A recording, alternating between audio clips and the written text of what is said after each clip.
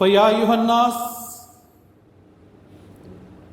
اللہ کا لاکھ لاکھ شکر ہے کہ اس نے ہم کو اپنے پیارے حبیب محمد مصطفیٰ صلی اللہ علیہ وسلم کی امت میں پیدا کیا، اور اللہ تعالیٰ اپنے محبوب بندوں سے مخاطب ہو کر کہہ رہا ہے، بسم اللہ الرحمن الرحیم، وَلَا تَقُولُوا لِمَن يُقْتَلُ فِي سَبِيلِ اللَّهِ أَمْوَاتٌ بَلْ أَحْيَاءٌ وَلَٰكِن لَّا تَشْعُرُونَ۔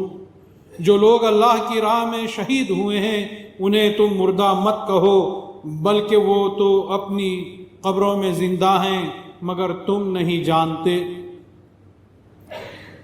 یہ وہ شہید ہیں جنہوں نے اللہ کی راہ میں اپنی جان لٹا کر ہمیشہ کی باقی رہنے والی زندگی کو پالی، فانی زندگی دے دی اور باقی رہنے والی زندگی کو پالی۔ کتنا ہی اچھا سودا ہے، فانی دو اور باقی لو، ناقص دو اور کامل لو، معمولی دو اور اعلیٰ ترین پالو۔ اور صرف یہ سودا اللہ تعالیٰ ہی کر سکتا ہے بندے کے ساتھ، اور پھر فانی جان جو دی ہے وہ بھی تو اسی کی دی ہوئی ہے، اور اپنی دی ہوئی چیز ہی کو تو وہ واپس لے رہا ہے، اور اس کے بدلے میں کتنی نعمتیں دی جا رہی ہیں۔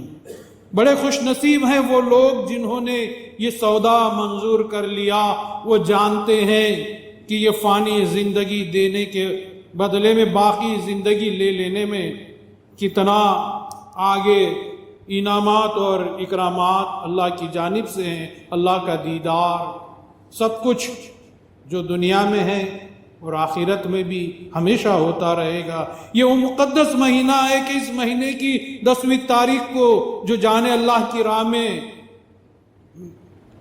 کربلا کے تپتے ہوئے صحرا میں قربان کی گئیں، حضرت امام حسین رضی اللہ تعالیٰ عنہ کے صبر کی انتہا کا یہ عالم ہے کہ علی اکبر کا لاشا سامنے تڑپ رہا ہے، اور دوسری طرف معصوم علی اصغر کو گود میں اٹھائے امام حسین دشمنوں سے پانی طلب کر رہے ہیں تاکہ دودھ پیتے بچے کے سوکھے ہوئے حلق میں 2-4 قطرے پانی کے مل جائیں، مگر یہ نہ ہوا، بلکہ ظالموں کا تیر علی اکبر کے پیاسے حلق کو چیرتا ہوا امام عالی مقام کے بازو کو چھیدتا ہوا پار گزر جاتا ہے۔ معصوم علی اصغر کے حلق سے گرتا ہوا خون امام حسین اپنے ہاتھوں میں اٹھاتے ہیں اور آسمانوں کی طرف اچھال کر عرض کرتے ہیں کہ یا اللہ، یہ تو علی اصغر ہے، اگر 1000 علی اصغر ہوں تو ایک ایک کر کے تیرے نام پر قربان کرتا چلا جاؤں۔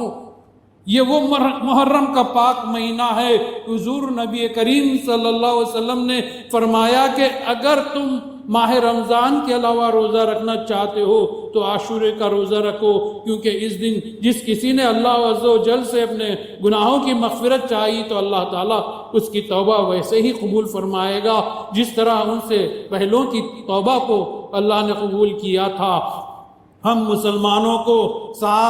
مسلمانوں کے لیے سال شروع بھی قربانی سے ہوتا ہے، یعنی محرم کے مہینے سے، اور سال کی ابتدا یہی ہوتی ہے، اور سال کا آخری مہینہ بھی قربانی پر ختم ہوتا ہے، یعنی عید الاضحیٰ کے آخری مہینے میں قربانی کا مہینہ ختم ہوتا ہے۔ جب محرم کا مہینہ آتا ہے تو دلوں کے اندر جذبہ شہادت ابھر جاتا ہے، سارے عالم کے مسلمانوں میں جذبہ شہادت ابھر جاتا ہے، اور وہ شہادت یاد آ جاتی ہے جن کی گواہی آج بھی کربلا کی تپتی ہوئی ریت کے ذرے ذرے دے رہے ہیں۔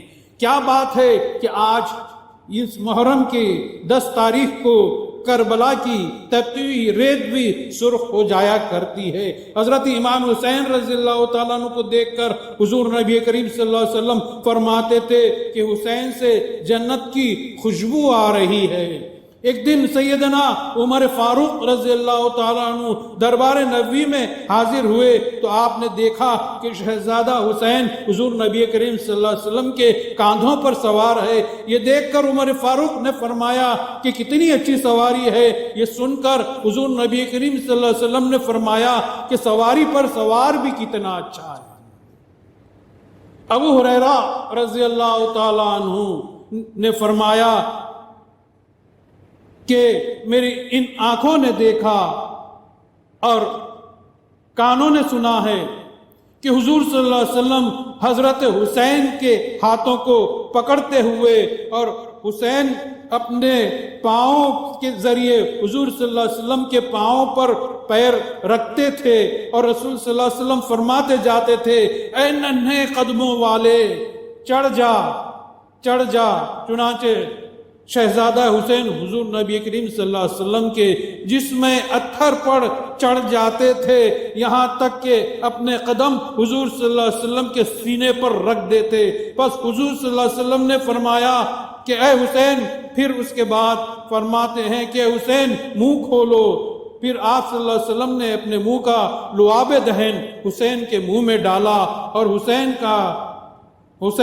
حضور نبی کریم صلی اللہ علیہ وسلم کی زبان بھی چوسنے لگے۔ پھر کہا کہ اے اللہ تو اسے محبوب رکھ کیونکہ میں اسے محبوب رکھتا ہوں۔ جس حسین کو حضور صلی اللہ علیہ وسلم اتنا چاہتے تھے، اسی حسین کو یزید نے مدینے سے نکل جانے پر مجبور کیا۔ پلید یزید جو صرف دنیا داری میں مبتلا تھا اور وہ دین اسلام کی کشتی کو ڈبونے کے لیے طرح طرح کے ہتھ کنڈے استعمال کرنے لگا۔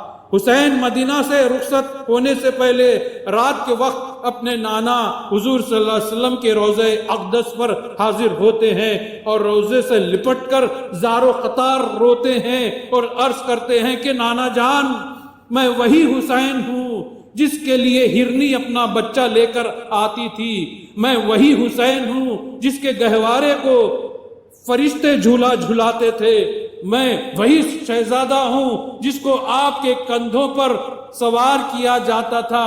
یوں ہی عرض کرتے کرتے امام حسین رضی اللہ تعالیٰ عنہ کی آنکھ لگ جاتی ہے اور دیکھا کہ حضور صلی اللہ علیہ وسلم جلوہ افروز ہیں اور حسین رضی اللہ تعالیٰ عنہ کے سر مبارک کو گود میں لے کر فرما رہے ہیں کہ اے میرے پیارے لخت جگر، بہت جلد تم ہم سے آ ملو گے۔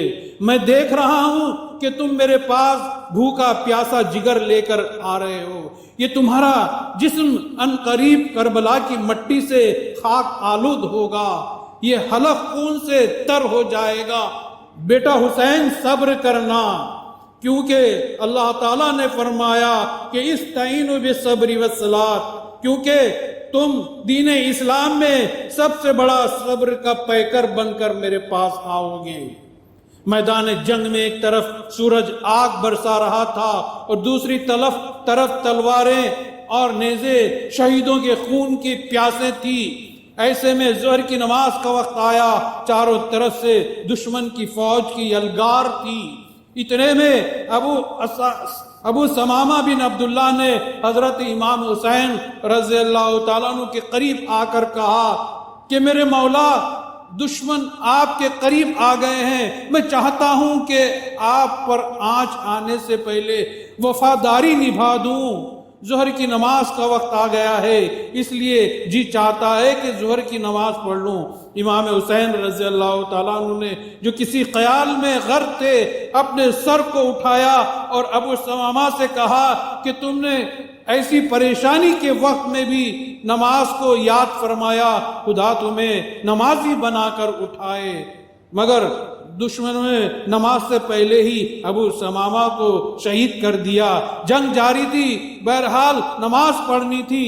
امام حسین رضی اللہ تعالیٰ عنہ نے کہا کہ سعید بن عبداللہ حنفی میرے سامنے ٹھہر جاؤ تاکہ میں نماز پڑھ لوں۔ تیروں کی بارش میں یہ دونوں حضرات جوانوں کی تقریباً آدھی ٹولی لے کر امام حسین رضی اللہ تعالیٰ عنہ کا گھیراؤ کر لیتے ہیں اور ادھر امام حسین رضی اللہ تعالیٰ عنہ کچھ اصحاب کے ساتھ نماز ادا کرتے ہیں۔ نماز کے وقت سعید بن عبداللہ حنفی امام حسین رضی اللہ تعالیٰ عنہ کے سامنے کھڑے ہو گئے اور دشمن کی طرف سے آنے والے ہر تیر کو اپنے سینے پر روکتے رہے، یہاں تک کہ زخموں کی زیادتی کی وجہ سے گر گئے اور شہید ہو گئے۔ ان کے جسم میں 13 تیر پیوست ہو چکے تھے۔ اس قسم کے نہ جانے کتنی شہادتوں کے بعد امام حسین رضی اللہ تعالیٰ عنہ نے دیکھا کہ دشمن کی فوج سے تیروں کی سیلاب امٹ رہے ہیں، تو حسین رضی اللہ تعالیٰ عنہ نے حیدری شان کے ساتھ دشمن کی فوج پر حملہ کر دیا، اور تلوار ذوالفقار نے دشمنوں کی صفوں کو چیر کر رکھ دیا۔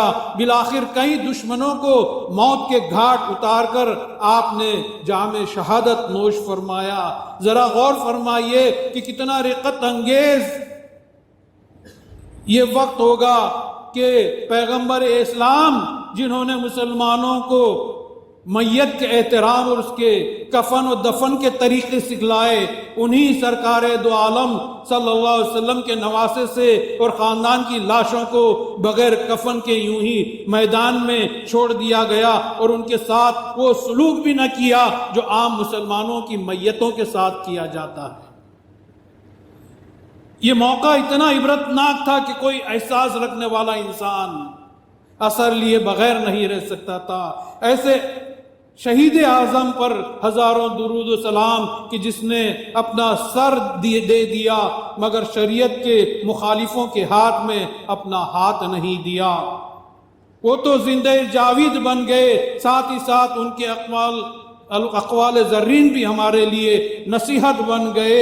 وہ یہ کہ امام حسین رضی اللہ تعالیٰ عنہ نے فرمایا کہ جس نے دیا لیا اس نے سرداری پائی، اور جس نے کنجوسی کی اس نے ذلت اٹھائی۔ اور دوسری نصیحت یہ ہے کہ جس کو خدا نے دیا وہ دوسروں کو بھی دے۔ اور تیسری نصیحت یہ ہے کہ خدا سے لو لگا کر مخلوق سے بے نیاز ہو جانا تو پھر کسی کی بھی تمہیں پرواہ نہیں رہے گی۔ مانگنا ہو تو خدا سے مانگ، اور ایسے بہت سے اقوال ہیں جن کو وقت کی کمی کے باعث بیان نہیں کیا جا سکتا۔ اللہ سے دعا ہے کہ اللہ رسول و مہدی کے صدقے میں ہمیں بھی سچائی پر ثابت قدم رہنے کی توفیق عطا فرمائے، اور ہمیں صراط مستقیم پر چلائے، اور نماز کی پابندی کرنے کی توفیق عطا فرمائے۔ آمین ثم آمین۔ بارک اللہ لنا ولکم فی القرآن العظیم ونفعنا وإیاکم بالآیات و ذکر الحکیم، انہ تعالی جواد ملک بر رؤوف رحیم۔